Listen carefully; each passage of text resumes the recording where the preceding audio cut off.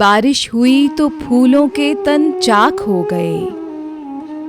गजल परवीन शाकिर, आवाज सादिया रफीक, पेशकश दानिश-सरा।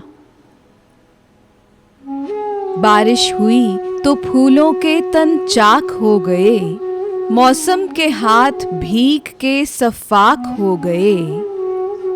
बादल को क्या खबर है कि बारिश की चाह में कैसे बुलंदो बाला शजर खाक हो गए।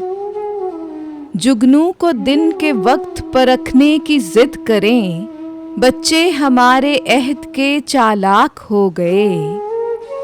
लहरा रही है बर्फ की चादर हटा के घास, सूरज की शह पे तिनके भी बेबाक हो गए।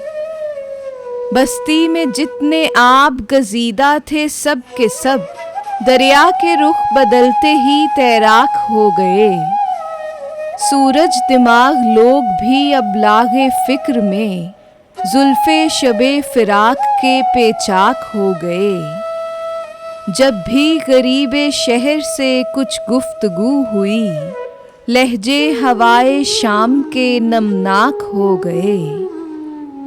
बारिश हुई तो फूलों के तन चाक हो गए, मौसम के हाथ भीग के सफाक हो गए।